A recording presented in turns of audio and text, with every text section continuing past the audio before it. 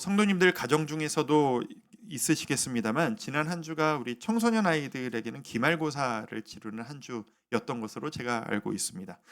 우리나라 아이들이 다 그렇습니다만 이제 공부하고 밤늦게까지 학원을 다니는 그 모습을 보면 어떻게 보면 참 대견하기도 하고 어떻게 보면 '아유 저렇게까지 힘들게 살아야 되나 우리나라 학생들은.' 좀 안쓰럽기도 하고 늘 복잡한 마음들이 우리 청소년 아이들을 바라보면 들게 되는 것 같습니다. 얼마 전에 제 아들 녀석이 중3 제 아들 녀석이 이제 제 아들은 학원을 그렇게 많이 다니지 않거든요. 하나만 다니고 있는데 그래서 시험을 앞두고 공부를 어떻게 해야 되는지 조금 어려워하길래 저보고 "공부를 좀 어떻게 하는 건지 알려 달라."라고 해서 제가 오랜만에 옛 기억을 떠올리면서 "공부는 이렇게 하는 거다."라고 쭉 한번 읊어 준 적이 있었습니다. 그 제가 공부를 엄청나게 잘하는 학생은 아니었는데 나름 공부에 대해 고민을 꽤 오래 많이 했고 시행착오를 정말 많이 했던 케이스입니다. 그래서 그 시행착오를 바탕으로 해서 이야기를 하는데 이게 벌써 저에게는 한 30년 전 이야기잖아요. 근데 이게 이야기가 줄줄줄줄 나오는 거예요. 이게 말하면서도 신기했습니다. 이게 이야기를 하다 보니 이런 생각이 드는 거예요. '이거 내가 말하는 대로만 하면 공부 어렵지 않겠는데?' 이런 생각이 드는 거죠. 그래서 아들에게 이런 마음으로 "야 이것만 아빠가 하라는 대로만 하면 돼 이 녀석아." 이런 마음으로 스스로 대결해 하면서 이렇게 이야기를 쭉 했던 기억이 납니다. 그런데 말을 마치고 나서 제가 혼자 생각을 해 보니까 말은 열심히 잘했는데 이 공부의 방법을 잘 알고 있다라는 저는 정작 그렇게 내가 말했던 대로 그렇게 열심히 잘 해냈느냐? 그렇지는 않은 게 우리의 현실입니다. 제가 인터넷에서 일부러 공부 잘하는 법이라고 쳐서 검색을 일부러 한번 해 봤습니다. 예상하시다시피 엄청난 자료들이 쏟아져 나오더라고요. 그중에서 정말 신뢰가 가는 제목 하나를 클릭해서 읽어 봤습니다. 제목이 이랬어요. "현직 교사가 알려주는 공부 비법." 어 무슨 글이 써 있는지를 보세요. 제가 제목만 읽어 드릴게요. 자. 1. 수업에 집중하기. 2. 메모와 필기하기. 3. 싫어하는 과목을 기피하지 말고 적극적으로 하기. 4. 암기 과목은 정기적으로 복습하기. 5. 학습 계획 짜기. 이런 식입니다. 여러분은 어떻게 들리세요? 이 현직 교사의 공부 비법. 이 글을 보자마자 맨 처음 들었던 생각이 이거였습니다. '세상에 이거 모르는 사람도 있나?' 그 생각이 저에게 그냥 훅 드는 거예요. 근데 그 생각을 하고 나서 정확히 10초 뒤에 제가 동시에 이런 생각을 또 했습니다. '근데 이거 맞네. 이게 맞네.' 라는 것을 부인할 수가 없었습니다. 저도 모르는 사이에 교사들이 인정하는 공부 방법을 완벽히 알고 있는 사람이었던 거예요. 하지만 그래서 제가 공부를 잘하는 사람이었냐? 그건 아닌 거예요. 여러분, 우리가 알고 있지만 공부의 왕도란 없습니다. 그렇죠? 공부를 잘하는 방법은 모두가 다 압니다. 근데 그걸 얼마나 해내느냐의 문제입니다. 공부만의 문제인가요? 건강의 왕도는 없다고들 얘기들을 하십니다. 어떻게 살고 어떻게 잠자고 어떻게 운동하고 어떻게 드셔야 건강하실 수 있는지는 정답은 우리 모두가 다 알아요. 그런데 이 세상의 수많은 유혹들과 어려움 앞에서 어떻게 얼마나 해내느냐의 문제입니다. 다 이런 식입니다. 우리의 관계도, 우리의 미래도, 우리의 노력도 방법이 무엇인지를 안다라는 것이, 진리가 무엇인지를 안다라는 것이 내가 그것을 해낼 수 있고 하고 있다라는 뜻은 아닌 겁니다. 알고 있다라는 것과 그것을 믿고 실천하기까지는 이 중간에 생각보다 큰 간극이 있다라는 것을 깨닫게 됩니다. 그런 의미로 그런 마음으로 오늘 본문을 한번 살펴봅니다. 우리는 오늘 출애굽기의 10재앙 중에서 중간 재앙을 또 보게 됩니다. 출애굽기 10재앙 우리가 계속 몇 주째 보고 있는데 지금 진행되어지는 이 재앙의 대상이 명확하죠. 여러분, 이 10재앙은 직접적으로 누구를 향한 심판이고 누구를 향한 재앙이었습니까? 너무 쉬운 답이라 대답을 안 하시는 거죠. 애굽 사람들을 향한, 애굽 왕 바로를 향한 직접적으로는 그 재앙이었습니다. 그런데 제가 전에 말씀드린 것처럼 그들을 향한 재앙을 통해 하나님은 지금 메시지를 전하고 싶으세요. 이 애굽 사람들뿐 아니라 누구에게 메시지를 전하시고 싶은 거예요? 이스라엘 사람들에게요. 너희가 보고 있느냐? 너희가 내가 인도하려고 하는 그 땅에 가서 어떻게 살지 너희의 마음이 준비되고 있느냐? 라고 하는 메시지를 전하고 싶으세요. 그리고 동시에 이 말씀을 읽고 있는 우리들에게도 이 메시지를 전하고 싶으신 게 하나님의 의도입니다. 이런 심판의 메시지를 계속 읽고 묵상을 하다 보면 자연스럽게 생각이 이런 식으로 흘러가게 됩니다. 이 심판을 받는 애굽, 이집트 사람들의 모습이 지금 나의 모습과 별반 다르지 않은 거예요. 이 심판받아 죽어나가는 이 사람들의 모습이 우리의 모습과 너무 크게 다르지 않은 거예요. 결론은 이렇게밖에 날 수가 없습니다. 나도 원래 이런 식으로 재앙과 심판을 받아야만 하는 존재인데, 나도 이렇게 벌받고 죽어야 마땅한 존재였는데, 나에게는 예수님이 계셔서, 나를 향한 십자가의 은혜가 있어서 예수님이 나 대신 그 심판과 죽음 다 받아주셔서 나는 이렇게 편하게 심판을 피하고 살아가고 있구나 라는 깨달음. 이게 우리가 심판의 메시지를 볼 때마다 흘러가야만 하는 우리 생각의 물줄기입니다. 오늘은 5번째에서 7번째까지의 재앙, 그 재앙들 3개의 재앙을 보게 될 겁니다. 지금까지 봤던 우리 피, 개구리, 이 파리 재앙을 지금까지 봤어요. 이 4가지 재앙은요, 너무나도 힘들고 너무나도 귀찮으며 역겹고 고통스러운 재앙이었던 건 사실이지만 지금까지는 힘든 수준의 재앙이었어요. 근데 오늘 보시게 되는 5번째 재앙부터는 양상이 달라집니다. 재앙이 죽음의 영역으로 넘어갑니다.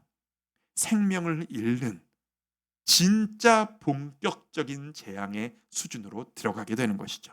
5번째는 돌림병 재앙입니다. 옛날에는 악질 재앙이라고 옛날 개혁성경에서는 불렀었습니다. 애굽 사람들의 집에서 키우고 있는 모든 가축과 동물, 그러니까 지금으로 치면 제상과도 같은 것들입니다. 그 가축들 모든 동물들이 전염병을 입어서 모조리 다 죽게 되는 겁니다. 그리고 지난주에 봤던 것처럼 이스라엘 백성들에게는 아무런 일이 일어나지 않습니다. 구분짓기 시작하시는 거죠. 6번째 재앙은 종기 재앙입니다. 드디어 이 재앙이 사람들을 건드리기 시작합니다. 애굽의 온 사람들과 살아남은 동물들의 피부에 악성 종기가 생깁니다. 끔찍한 피부병으로 견딜 수 없을 정도의 악성 종기가 온몸에 가득하게 임해서 말도 못하는 고통을 경험하게 됩니다. 그리고 7번째, 우박재앙. 우리가 오늘날 볼 수 있는 그런 수준의 우박이 아닙니다. 불을 일으키는 엄청난 우박이 온 땅에 떨어져서 밖에 있는 생명들은 그 우박을 맞고 죽게 됩니다. 그게 오늘 우리가 보게 되는 재앙의 내용들입니다. 이 모든 재앙들을 하나님이 왜 내리시느냐 매주 한 번씩 짚어봅니다만 오늘도 한번 짚어보시도록 하죠. 9장 14절입니다. 우리 같이 한번 읽도록 하겠습니다. 시작. 내가 이번에는 모든 재앙을 너와 내 신하와 내 백성에게 내려 온 천하에 나와 같은 자가 없음을 내가 알게 하리라. 하나님의 목적은 명확합니다. 당신만이 유일한 하나님이심을, 세상에서 두려워할 존재는 나밖에 없다라는 것을 이 애굽 사람들과 이스라엘 사람들에게 알리고 싶어 하십니다. 이 재앙의 목적이 바로 거기에 있습니다. 그런데 이 바로 왕은 그 앞에서 끝까지 버티고 있는 중입니다. 재앙을 계속 당하면서도 버티고 있는 이 바로의 고집을 바라보면서 하나님은 이렇게 평가를 했어요. 제가 17절을 한번 읽어드릴게요. 내가 바로 왕을 얘기하는 거죠. 여전히 내 백성 앞에 교만하여 그들을 보내지 아니하였느냐. 뭐라고 평가하세요? 네가 교만하다. 내 백성들, 이스라엘 백성들 앞에서 바로야 너는 지금 교만하구나. 뭐가 교만하다는 얘기일까요? 왕이 네가 너무 콧대가 높다. 네가 어깨에 너무 힘이 들어갔다. 뭐 그렇게 교만하다는 얘기일까요? 한 나라의 왕 정도 되는데 그 정도는 그냥 뭐 눈 감고 넘어갈 수도 있는 일 아니겠습니까? 하나님이 지금 교만하다 하신다는 건 그런 걸 지칭하시는 게 아닙니다. 애국 왕은 지금 이 계속되어지는 엄청난 재앙들 앞에서 하나님의 능력이 얼마나 큰지를 이미 알고 있습니다. 그리고 하나님께 부탁을 드려야 이 엄청난 재앙들이 하나님께 잘 보여야지만 이 재앙이 끝난다는 것도 알아요. 이 바로왕이 말하는 거 보세요. 27절 우리 같이 한번 읽어보실까요? 시작. 바로가 사람을 보내어 모세와 아론을 불러 그들에게 이르되 이번은 내가 범죄하였노라. 여호와는 의로우시고 나와 나의 백성은 악하도다. 저 바로가 하는 말 보세요. 내가 범죄했다. 하나님은 의로우시다. 우리는 약하다. 하나님이 심판을 주고 계시다는 사실도 알고 하나님이 능력이 많으시다는 사실도 알아요.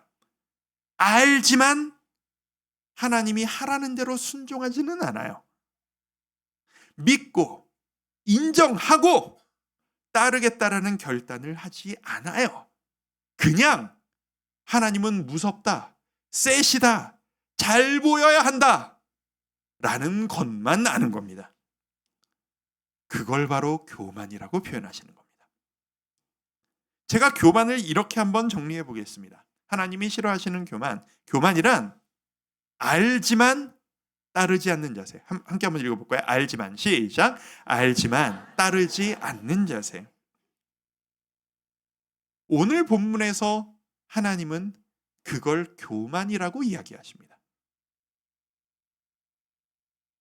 우리는 어떤가요? 성도 여러분은 어떻다고 생각하십니까? 성도 여러분 하나님에 대해서 많이 알고 계십니까? 하나님이 어떤 분이신지, 하나님이 뭘 원하시는지 많이 알고 계십니까?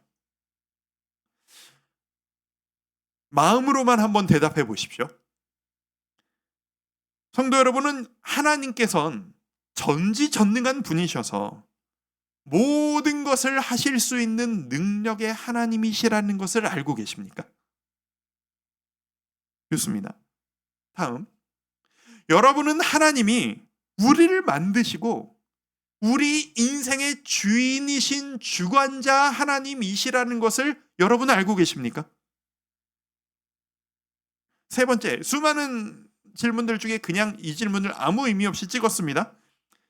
하나님께서 우리와 우리 가정을 바라보실 때 하나님께서는 여러분들에게 결혼하신 분들, 여러분의 배우자만을 다른 곳에 마음으로도 눈 돌리지 말고 내 배우자만을 온 마음 다해 사랑하기를 원하신다라는 것을 알고 계십니까?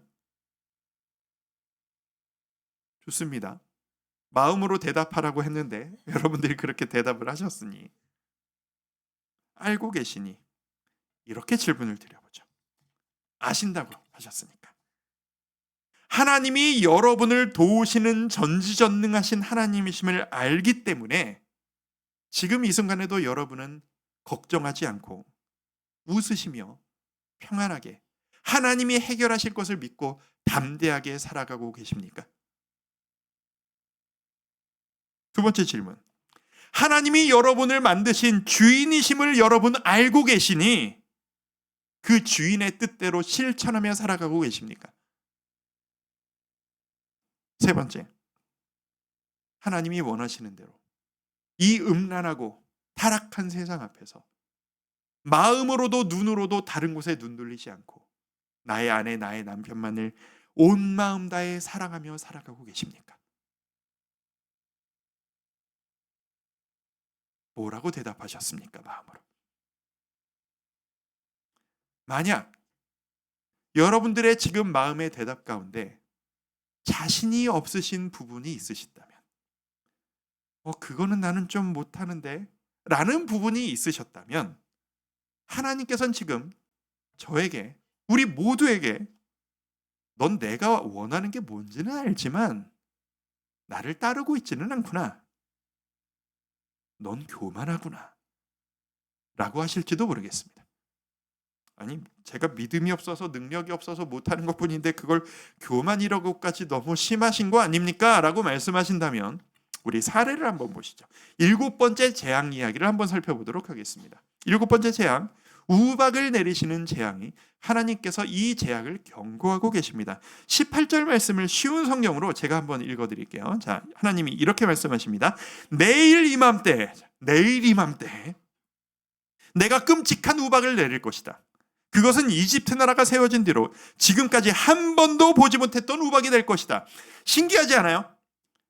이게 심판을 하실 거면 이놈들아 내가 얼마나 화가 났는지를 봐라 라고 말하자마자 그냥 때려가지고 죽여버리셔야 화가 났다는 걸 알 것 같은 느낌이잖아요. 왠지 어울릴 것 같잖아요. 그런데 내일 이맘때래요. 왜요? 하루의 기간을 주시는 겁니다. 준비 기간을. 왜 그럴까요? 19절 말씀. 그러니 들에 있는 내 짐승과 그 밖의 것들을 안전한 곳으로 피하게 하여라. 들에 남아있는 것은 사람이든 짐승이든 다 우박에 맞아 죽게 될 것이다. 하나님이 말씀하세요. 니들 피해라. 내가 경고했다. 얘기했다. 니들이 만약 나를 인정하고 나를 따르겠다면 내일 이 시간에 바깥에 나가지도 말고 너의 가축들도 모두 지붕 있는 곳 밑으로 피해서 살 수 있도록 해라. 내가 다 알려줬다. 이제는 너희의 선택의 몫이다. 이 재앙은 사람들에게 선택의 몫을 준 재앙인 겁니다. 어떻게 생각하세요? 이 정도 되면 말씀에 따르지 않는 게 바보 아니겠습니까?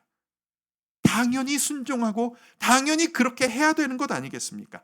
그런데 우리 인간이 그런 존재가 아니라는 것을 적나라하게 보여줍니다. 오늘 본문 20절, 21절 우리 같이 한번 읽어보실까요? 20절부터 시작. 바로의 신하 중에 여호와의 말씀을 두려워하는 자들은 21절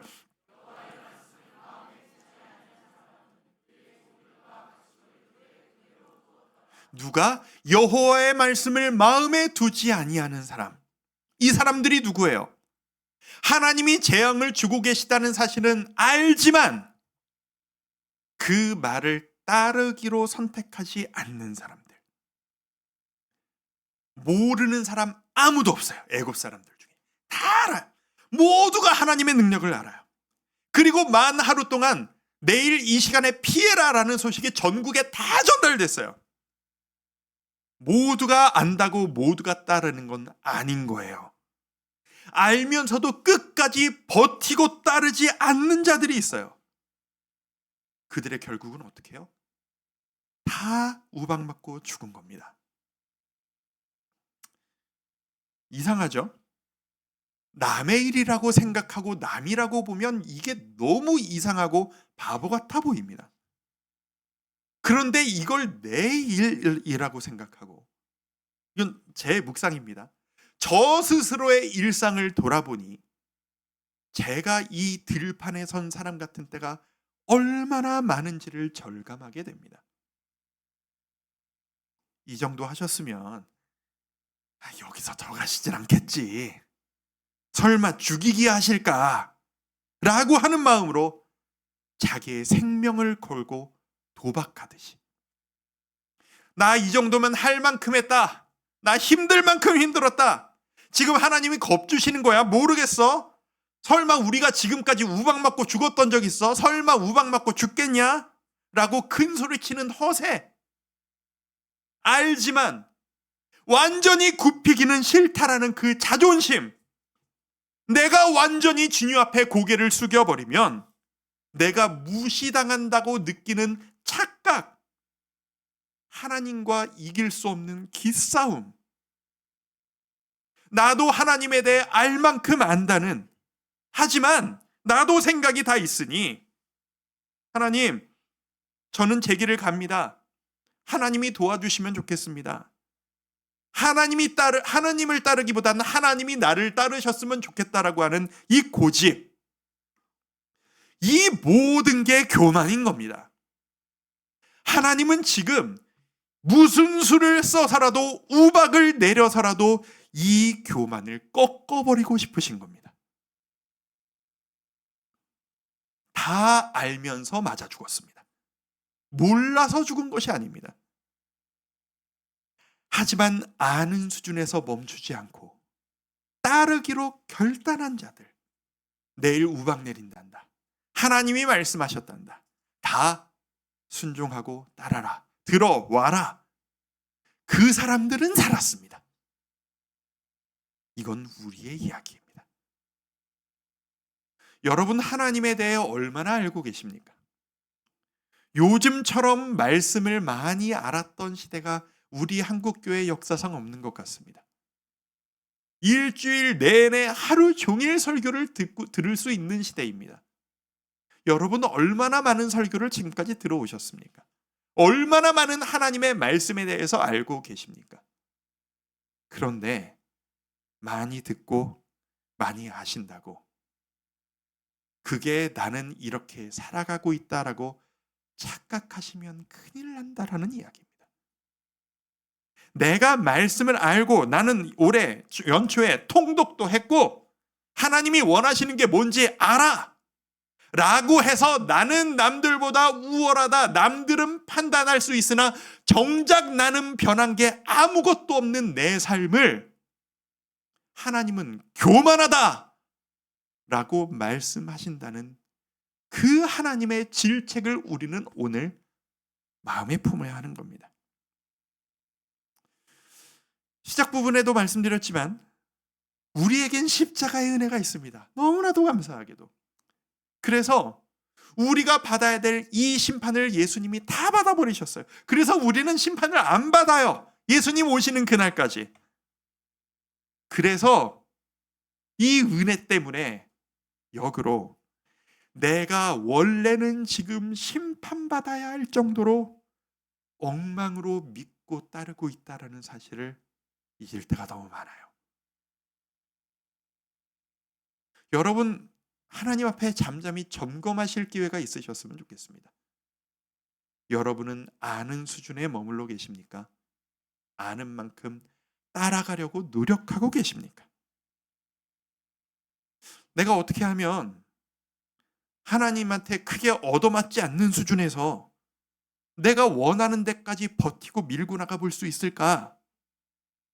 어떻게 하면 하나님이 너 그건 죄다 라고 하시는 그 경계선 지음까지 가서 선만 안 넘고 얼쩡거리면서 살아갈 수 있을까? 그게 우리의 모습은 아닙니까?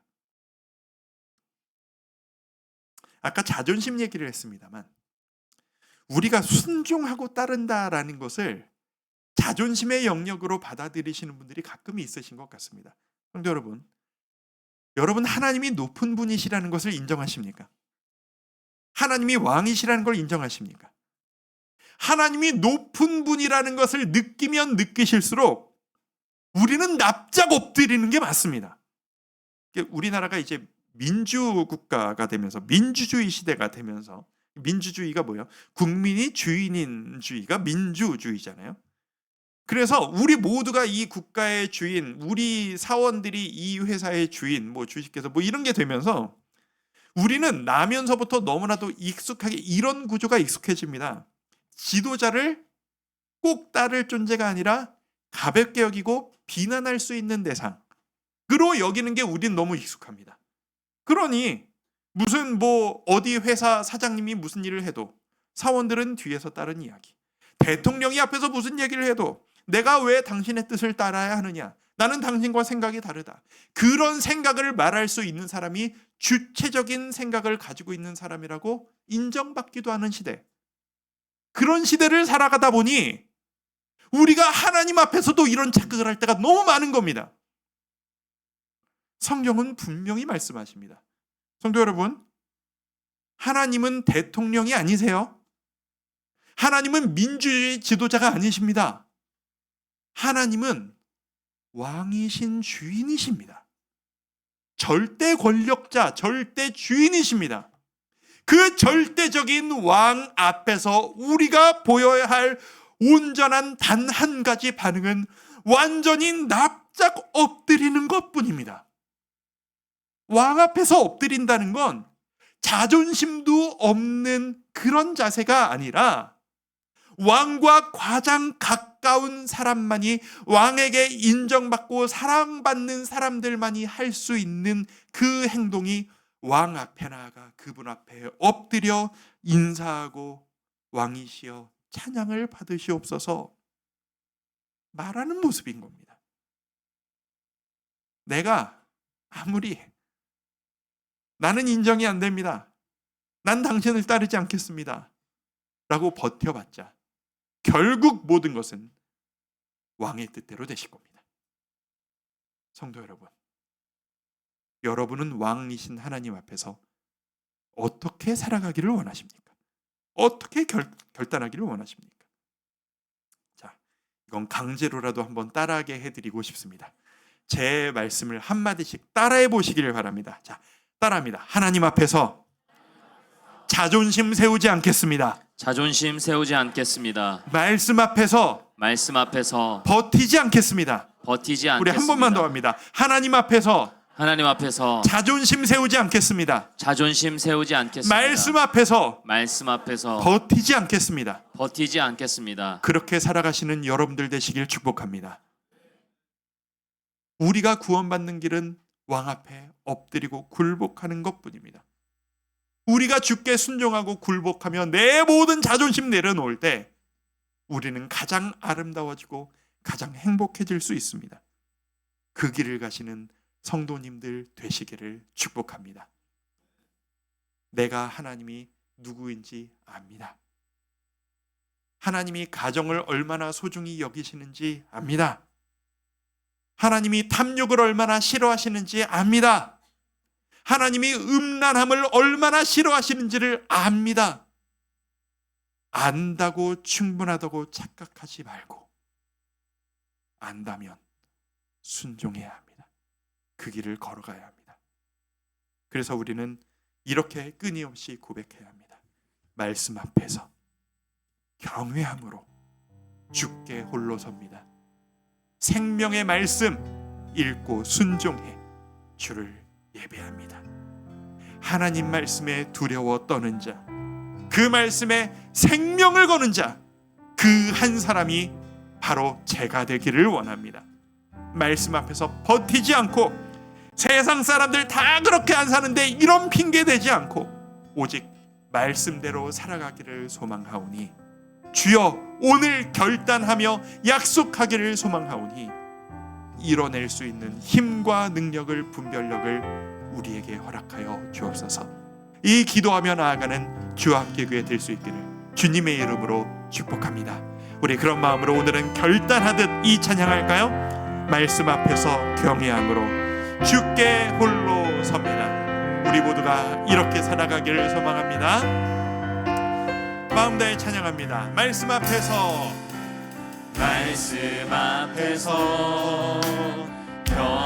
경외함으로 주께 홀로 섭니다. 주께 홀로 섭니다. 생명의 말씀 읽고 순종해 주를 예배합니다.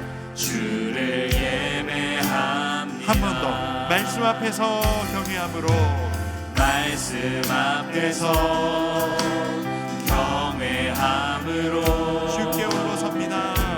주께 홀로 섭니다. 생명의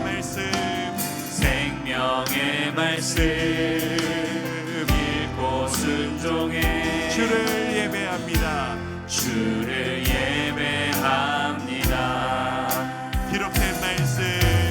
기록된 말씀 힘이 있어서 진리로 우리 거룩해 하며 거룩한 말씀 세세 영원히 복음이 되어 말씀하시네. 온 마음으로 찬양합니다. 하나님 말씀에 두려워 떠는 자, 그 말씀에 생명을 거는 자, 한 사람 찾으시는 약속을 믿어. 주님의 약속을 믿어. 하나님 말씀에 하나님 말씀에 운명을 거는 자, 운명을 거는 자, 순종하며 주 따라가는 자, 영원한 하나님 나라, 영원한 하나님 나라 이뤄갈 주의 교회요. 이뤄갈 우리가 이런 주의 교회 되길 원합니다. 성도들 되길 원합니다. 한 번 더 하나님 말씀에 두려워서는 자, 하나님 말씀에 두려워 떠는 자, 그 말씀에 생명을 거는 자, 한 사람 찾으시는 한 사람 찾으시는 주님의 약속을 믿어. 주님의 약속을 주님, 제가 그 한 사람 되기를 소망합니다. 하나님 말씀에 운명을 거는 자, 운명을 거는 자, 순종하며 주 따라가는 자, 영원한 하나님 나라 이뤄갈 주의 교회요. 이뤄갈 주의 교회여 일어나라. 일어나라.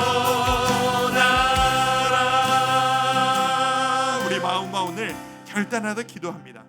우리 스스로 하나님 앞에서 좀 점검할 수 있었으면 좋겠습니다. 스스로 점검해 보시기 바랍니다. 주님, 제가 순종하고 있다라고 생각했는데 알고 있었다라는 것을 깨닫습니다. 하나님이 뭘 원하시는지, 내가 뭘 해야 하는지 아는 것으로 충분하다고 여기고 멈췄던 스스로의 부끄러움을 깨닫습니다. 하나님, 이 순간부터 순종하며 나아가기를 결단합니다. 주님 따라가는 제가 되기를 원합니다. 주여, 우리에게 말씀을 주셨사오니 주님의 권세 앞에, 말씀의 권위 앞에 순종하여 따라가는 제가 우리가 되게 하여 주시옵소서. 함께 기도하며 나아갑니다. 기도하겠습니다. 아버지 하나님, 이 시간 우리에게 하나님의 은혜를 더하시고 아버지의 능력을 더하시고 높으신 아버지의 말씀 앞에 온전히 무릎 꿇어 순종하며 나아가는 아버지의 자녀들, 그런 우리 교회들이 될 수 있기를 소망합니다. 하나님, 착각할 수가 너무 많았습니다. 내가 말씀을 많이 안다고, 내가 많이 경험했다고, 내가 많이 알고 있다고, 그래서 자격을 갖췄다고 생각할 때가 얼마나 많았습니다.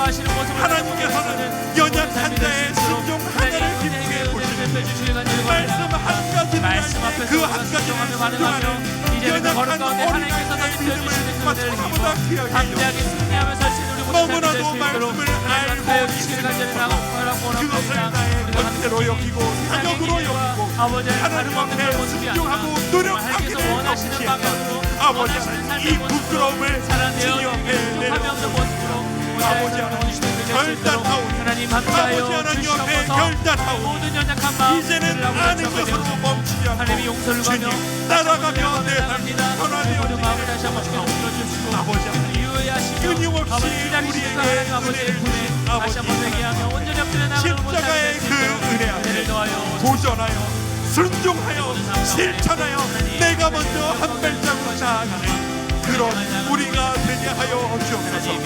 그렇게 할 수 있는 능력을 우리에게 허락하여 주시옵소서. 아버지 하나님, 지식이 힘이라고 하는 세상을 살아가면서 우리도 말씀을 많이 듣고 많이 아는 것으로 내가 자격을 갖췄다고 착각했던 때가 있었습니다. 아버지 하나님, 그런 자세가 얼마나 어리석은 모습인지, 들판에서 우박을 맞는 우리들의 모습이라는 것을 깨닫게 하신 주님께 감사와 찬양을 드립니다. 우리를 심판하기 전에 우리를 이끌기 원하시는 주님, 우리를 구원하시고 주의 자녀들이 주의 뜻대로 나아가기를 간절히 기다리시는 주님, 우리가 이 시간 주님 주신 말씀 앞에 순종하며 무릎을 꿇고 나아가기를 결단합니다.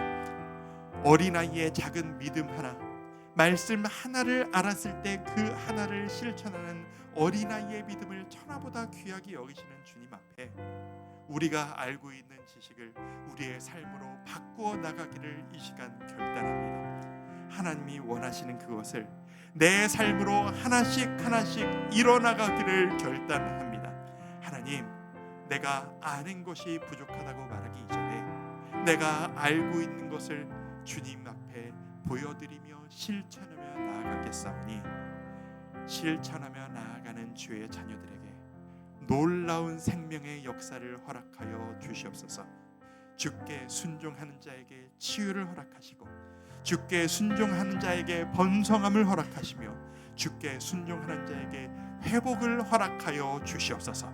우리는 세상과 타협하지 않고 오직 주의 말씀에 따라 나를 하나님께서 책임지신다는 그 굳건한 믿음 가지고 흔들리지 않고 주님 앞에 담대히 서겠습니다. 세상 앞에 나아가는 주의 자녀들에게 힘과 능력으로, 담대함으로, 평안으로 하나님 함께하여 주시옵소서. 예수님의 이름으로 축복하며 기도드립니다. 아멘.